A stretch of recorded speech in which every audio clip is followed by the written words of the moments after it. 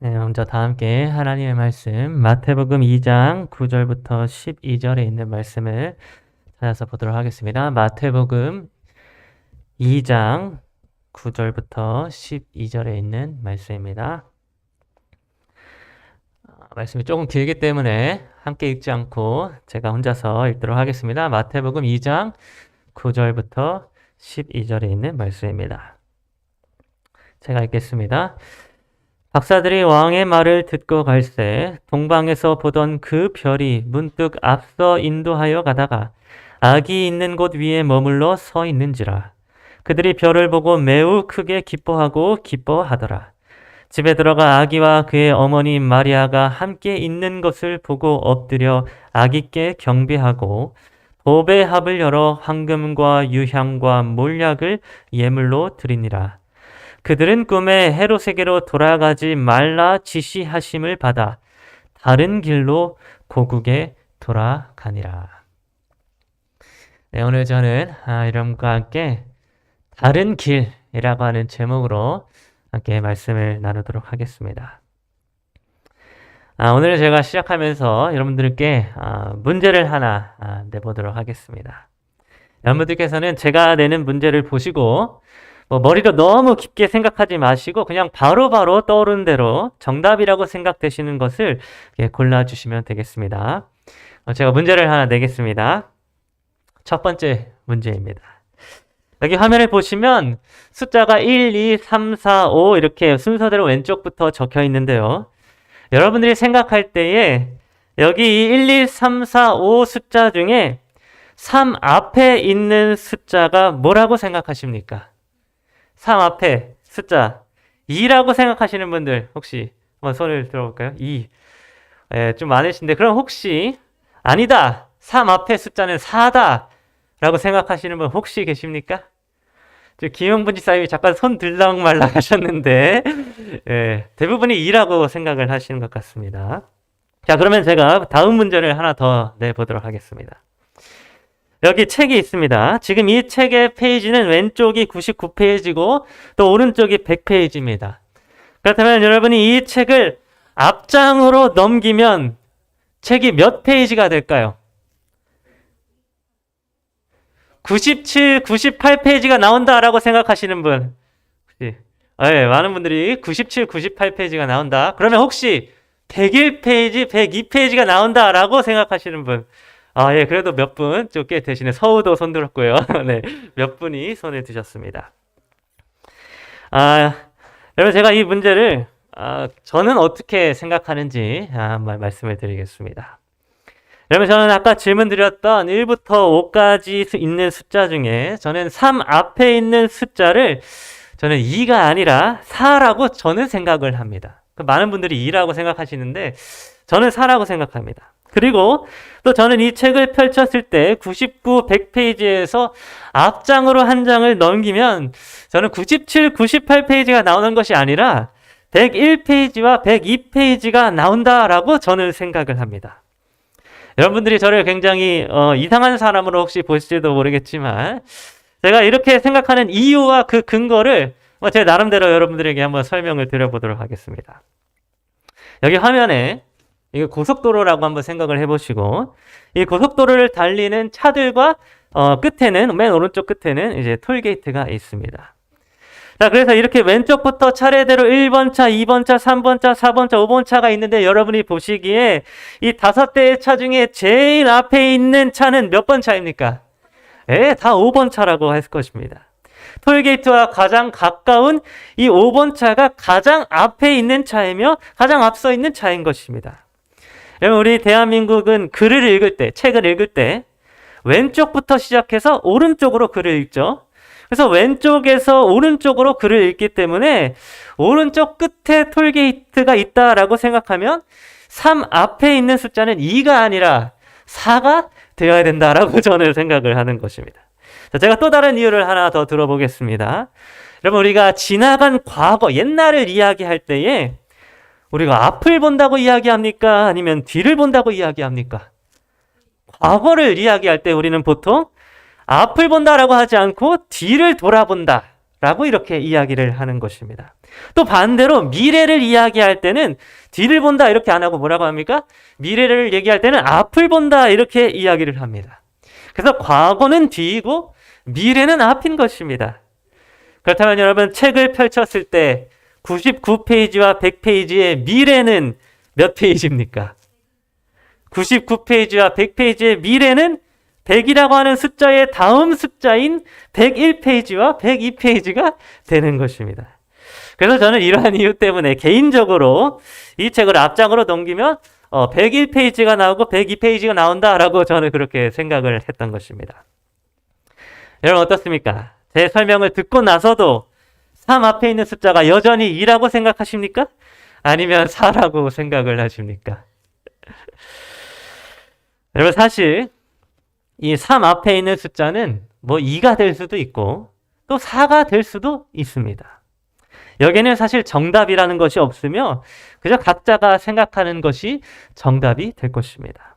단지 3 앞에 있는 숫자는 2라고 생각하는 사람들이 다수이기 때문에 우리는 대부분 3 앞에 있는 숫자는 2라고 생각을 하면서 그렇게 살아가고 있는 것입니다. 여러분 제가 초등학교 4학년 때였습니다.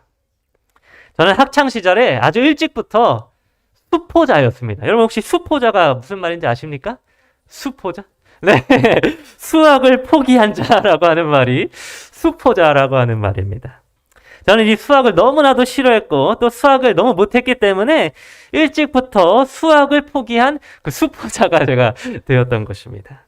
그래서 저희 부모님께서 제가 초등학교 4학년 때 수학을 너무 못하니까 어떻게든 수학을 공부시키기 위하여 저에게 하루는 수학 과외 선생님을 이렇게 붙여주셨습니다. 그런데 어느 날 제가 수학 과외 선생님에게 수학을 배우고 있었는데 갑자기 과외 선생님이 저한테 3 앞에 있는 숫자가 뭐냐? 이렇게 저에게 질문을 하시는 것입니다.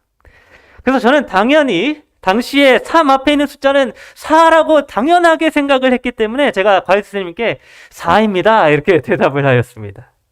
그런데 과외 선생님이 저를 굉장히 이상한 사람을 본 것처럼 저를 보시더니 아니 3 앞에 있는 숫자가 뭐냐고 라고 다시 저에게 물어보는 것입니다. 그래서 제가 또다시 3 앞에 있는 숫자는 4입니다. 라고 당당하게 대답을 했습니다.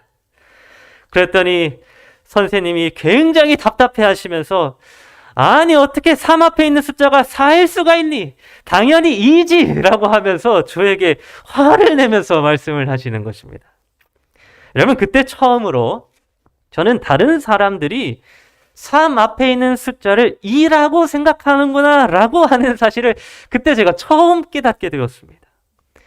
그리고 정말 제가 학교에 가가지고 친구들에게 이 사실을 똑같이 확인해 보았더니 거의 대부분의 친구들이 3 앞에 있는 숫자를 2라고 대답하는 것을 제가 듣게 되었습니다.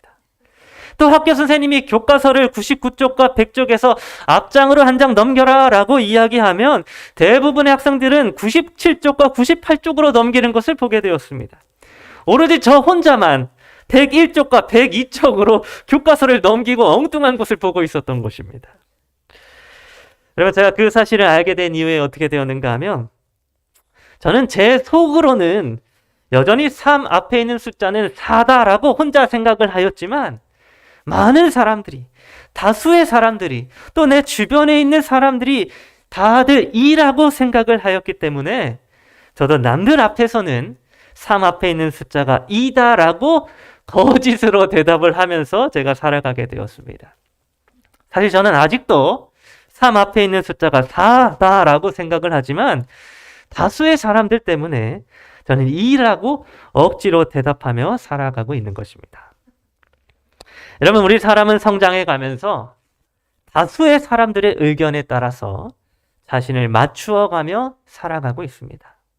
자기는 그렇게 생각하지 않을지라도 많은 사람들이 다 그렇다라고 생각을 하면 다수의 사람들의 생각을 따라서 자신의 생각을 바꾸며 살아가고 있는 것입니다. 그래서 여러분 우리가 세상을 살아갈 때에 다수에 속한 사람들과 다른 생각을 하고 다수에 속한 사람들과 다른 길을 걸어가는 일은 너무나도 어려운 일이 되었습니다. 많은 사람들이 걸어가지 않는 길을 걸어가고 많은 사람들이 생각하지 않는 것을 생각하며 많은 사람들이 살아가지 않는 다른 방식으로 살아가는 것은 너무나도 어려운 일이라고 하는 것입니다. 그런데 여러분, 하나님의 말씀인 성경에는 다수의 세상 사람들과는 다르게 생각하고 많은 사람들이 걸어간 길과는 다른 길을 걸어갔던 사람들의 이야기가 많이 기록되어져 있었습니다.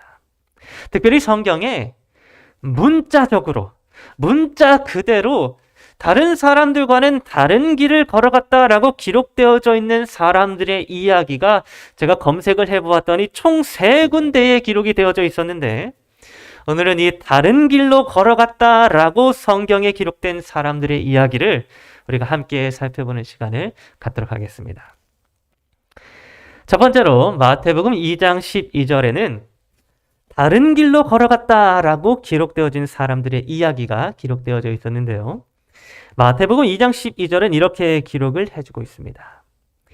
그들은 꿈에 헤롯에게로 돌아가지 말라 지시하심을 받아 다른 길로 고국에 돌아가니라. 여러분, 여기 이 본문에서 다른 길로 걸어갔다라고 기록된 사람들은 누구인가 하면 바로 동방박사들이었습니다. 이 동방박사들은 어느 날 하늘에 뜬 별을 따라서 예수님의 탄생을 축하하기 위해 동방에서 오게 된 박사들이었습니다.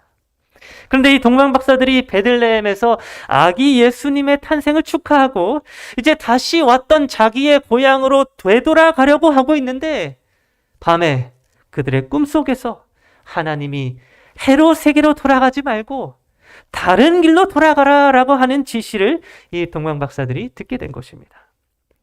여러분, 전에 헤롯 왕은 동방박사들을 만나서 아기 예수를 너희가 혹시 만나게 되면 예루살렘으로, 수도로, 이스라엘 수도로 다시 돌아와서 그 아기 예수께 자기도 경배할 기회를 달라라고 이렇게 동방박사들에게 요청한 적이 있었습니다.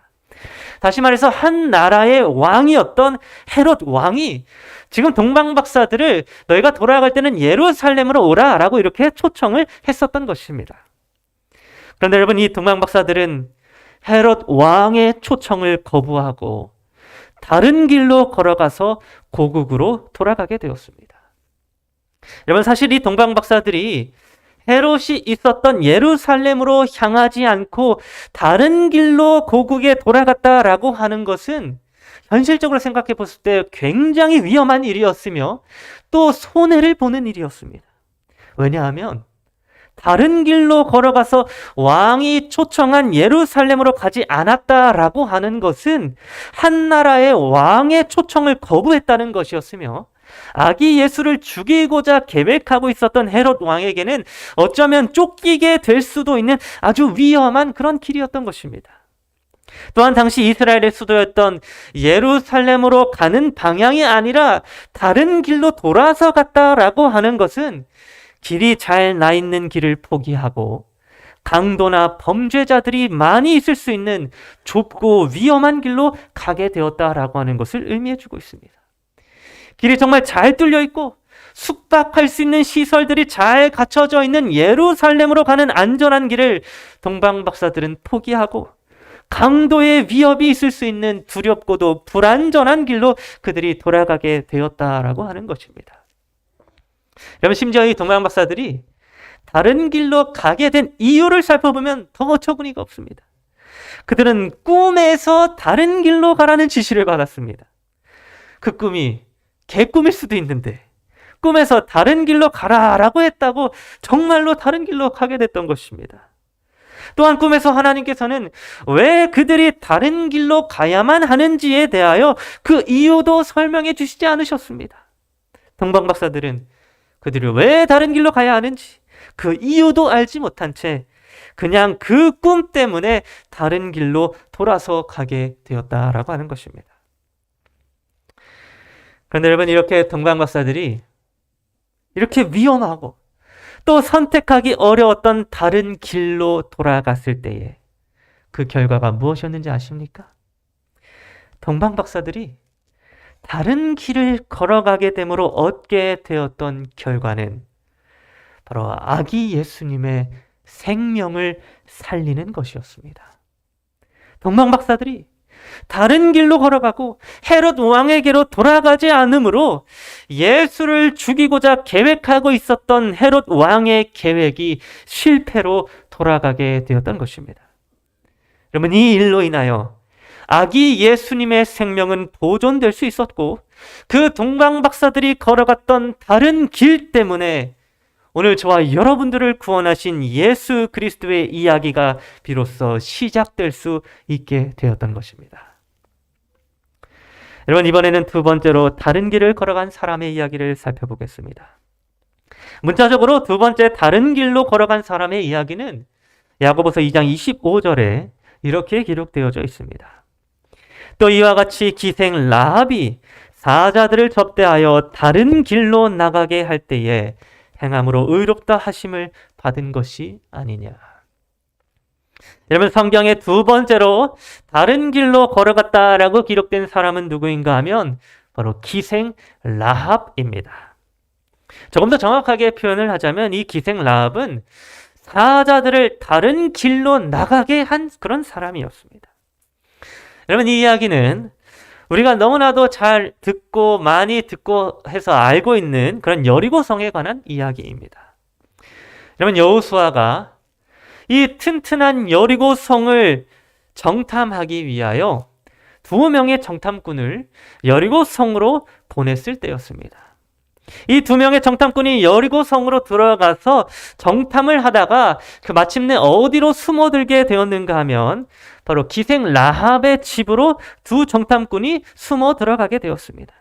그런데 그때 이 기생 라합은 이스라엘의 두 정탐꾼을 찾고 있는 여리고성의 경비들을 피하여서 이 2명의 정탐꾼을 자신의 집에다가 숨겨주고 또 이 2명의 정탐꾼이 들키지 않도록 다른 길로 안전하게 나가도록 하였습니다.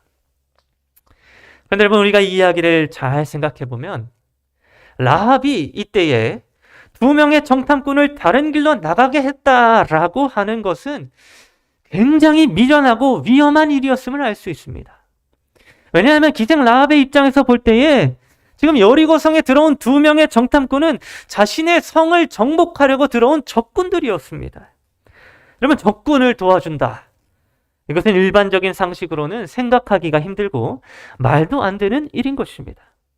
또한 이 두 정탐꾼을 혹시 숨겨주었다가 잘못되어서 경비들에게 적발되기라도 한다면 이 기생 라합은 적군을 숨겨주었다라고 하는 죄목으로 죽음을 피할 수 없었을 것입니다.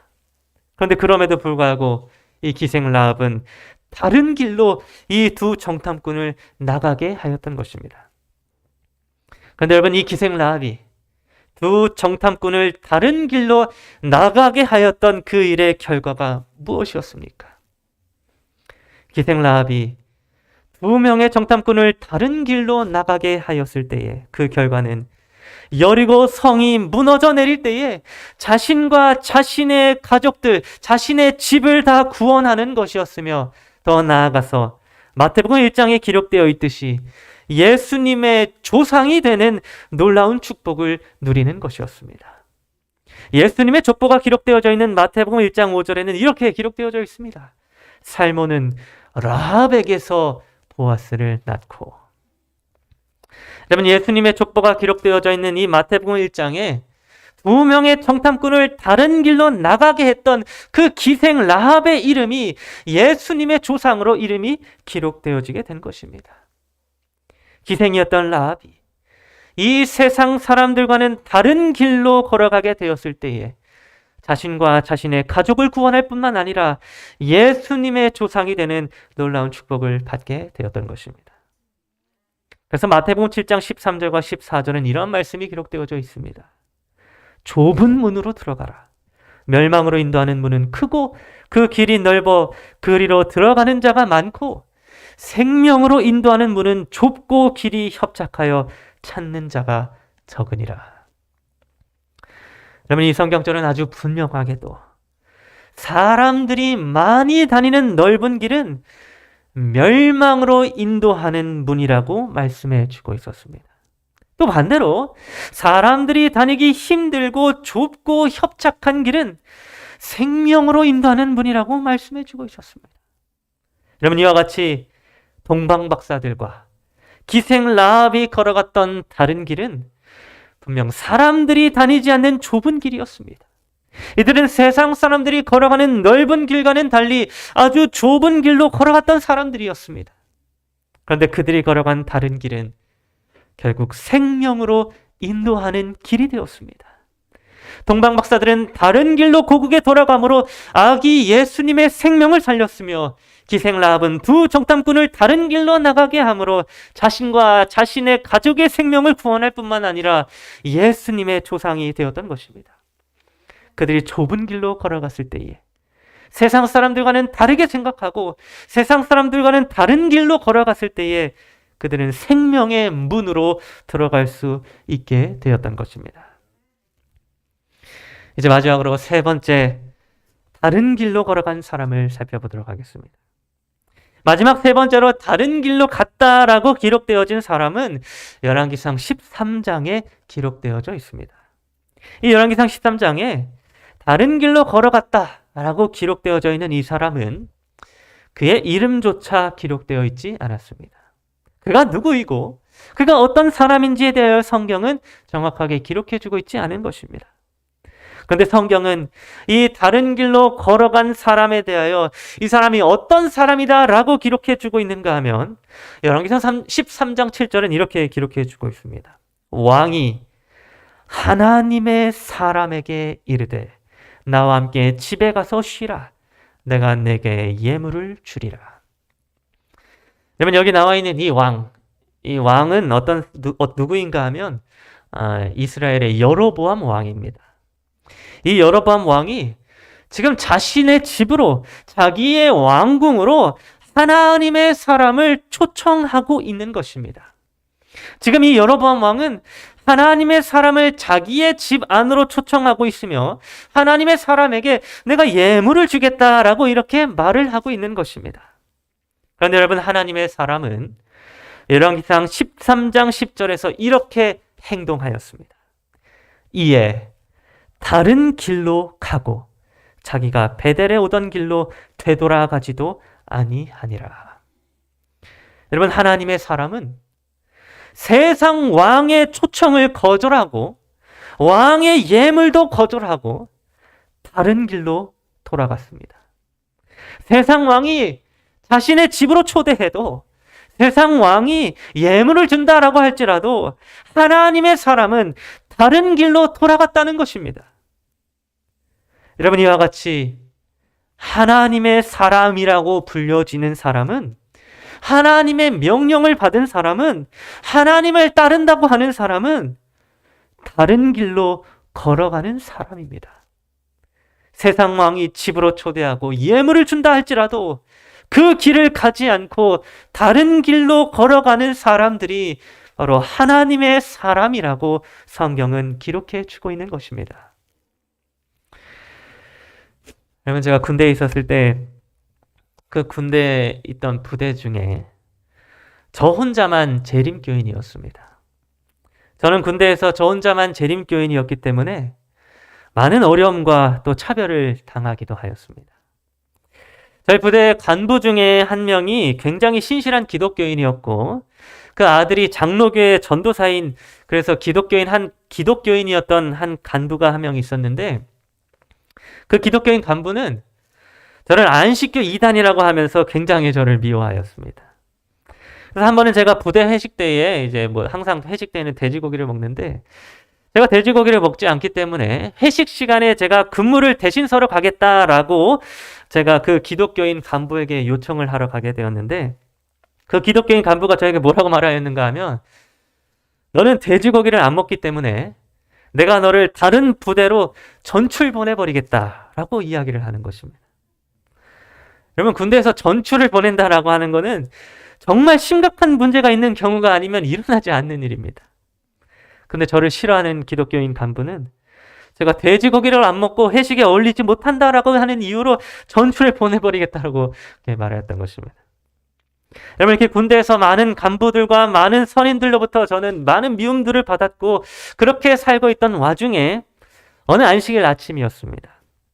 그 안식일 아침에 제가 여느 때처럼 교회를 나가려고 했는데 그날 안식일이 하필이면 부대에 훈련이 잡혀있는 날이었기 때문에 저희 중대장님이 저의 외출증을 찢어버리시고 교회에 못 나가도록 그렇게 조치를 취하였습니다. 근데 그래도 저는 안식일에 교회에 나가야겠다라고 하는 생각을 하고는 안식일 당일 아침에 제가 중대장님실을 찾아가서 제가 면담을 하게 되었습니다. 그러면서 제가 안식일에 교회에 가야겠습니다라고 이렇게 중대장님께 얘기를 하게 되었는데 중대장님이 저에게 화를 내시면서 이렇게 이야기를 하는 것입니다. 아니, 다른 너의 동기들과 선임들과 후임들은 다 이 훈련 날짜에 열심히 일하고 힘들게 훈련 받는데 너가 뭐라고 안식일날 혼자 편하게 외출을 나가려고 하느냐? 네가 뭔데 너 혼자 교회를 나가려 하냐? 라고 저에게 이야기를 하는 것입니다. 근데 그때 그래도 저는 교회 가야 합니다. 이렇게 중대장님에게 대답을 하게 되었습니다. 그랬더니 더욱더 화가 나신 중대장님이 저에게 막 뭐라고 말씀을 하시다가 마지막에 정말 진지한 표정으로 저에게 이렇게 질문하였습니다. 너 정말 죽어도 교회에 나가야겠냐? 너 정말 죽어도 교회에 가야 하냐? 가야 되냐? 그러면 사실 이때 저는 중대장님이 너 그냥 교회 가지 마! 라고 이렇게 명령하듯이 이야기했으면 제가 그 말에 수긍하고 교회 안 가기로 결정했을 수도 있습니다. 그런데 너 죽어도 교회에 가야겠냐라고 하는 이 질문에 당시 신학생이고 또 교회를 다니는 재림교인으로서 제 입으로 제 스스로 결코 안 갑니다라고 안 가겠습니다라고 하는 말을 제가 할 수가 없는 것입니다. 그래서 저는 죽어도 교회에 가야 합니다라고 이렇게 대답을 하게 되었습니다. 그랬더니 그 대답을 들은 중대장님의 얼굴 표정이 찌그러지면서 얼굴이 벌개지더니 화를 내면서 큰 소리로 가라고 하는 한마디만 남기시고는 자리에서 벌떡 일어나서 문을 팍 차고 나가셨습니다. 그리고 그 상황을 옆에서 지켜보고 있던 저를 미워하는 기독교인 간부가 저에게 다가오더니 정말 제가 말로 표현할 수 없는 온갖 욕설을 다 퍼부으면서 내가 너 전출 보내버리겠다. 내가 너 가만히 안 놔둘 거라고 하면서 저에게 협박을 하기 시작하였습니다. 근데 그러거나 말거나 중대장님이 교회에 가라고 했기 때문에 저는 곧바로 외출증을 다시 끊어서 그날 교회를 나가게 되었습니다.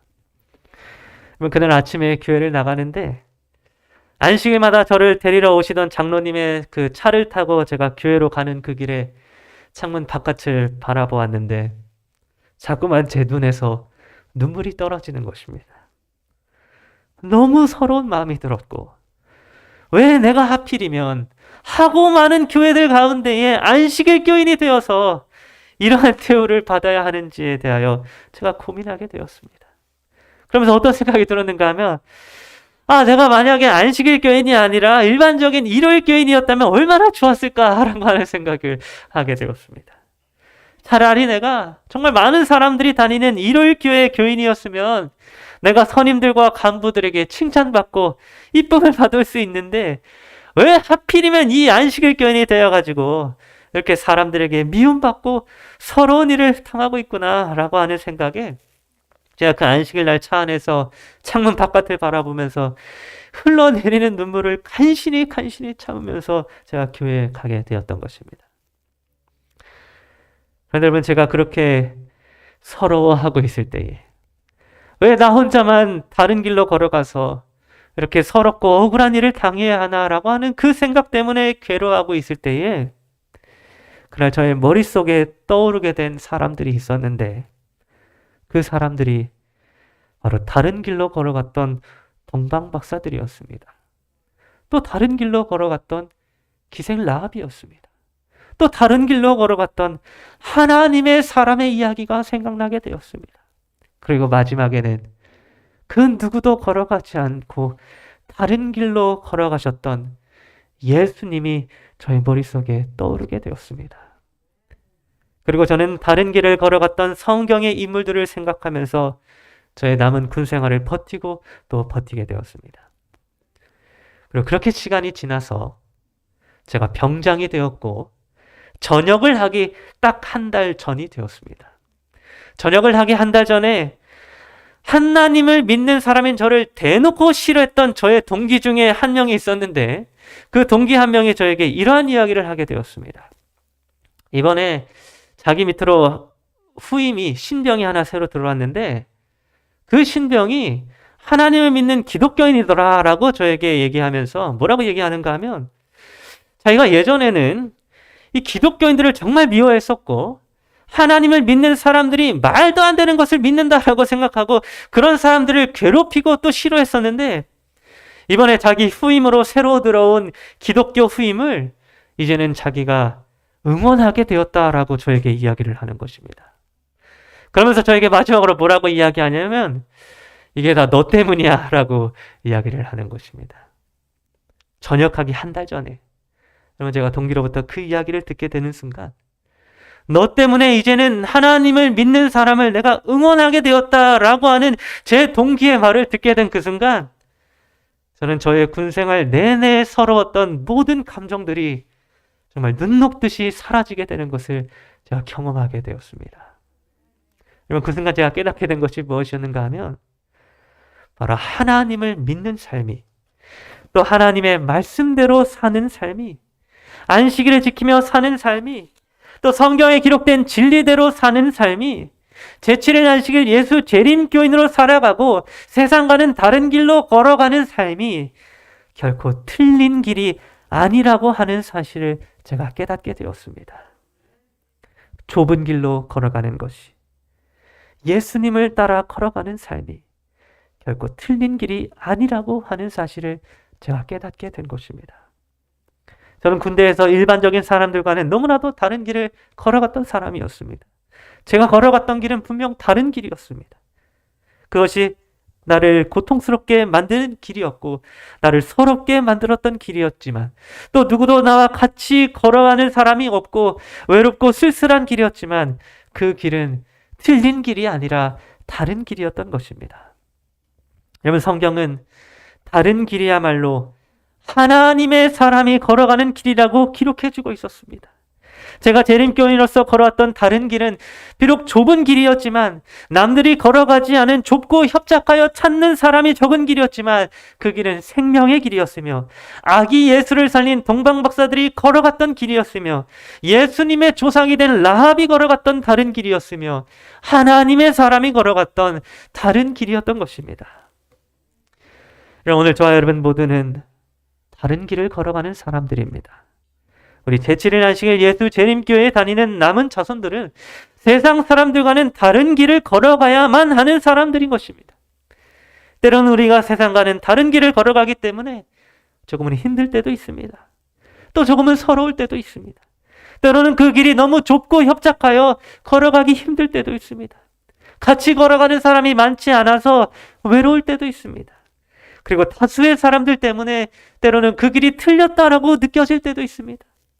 그러나 그때에 다른 길을 걸어가는 것이 너무나도 힘들고 지쳐서 넘어지게 되었을 때에 오늘 우리가 말씀을 통해 보게 되었던 다른 길로 돌아갔던 동방박사들과 다른 길로 나가게 했던 라합과 다른 길로 걸어갔던 하나님의 사람과 예수님을 우리가 기억하게 되기를 간절히 바랍니다.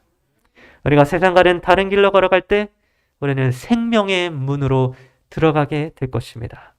오늘 저 여러분 모두가 이 세상을 살아갈 때에 그리스도인으로서 세상과는 다른 길을 걸어가게 되는 그런 저 여러분 모두가 되기를 간절히 바라면서 오늘 말씀을 마치도록 하겠습니다. 기도하겠습니다.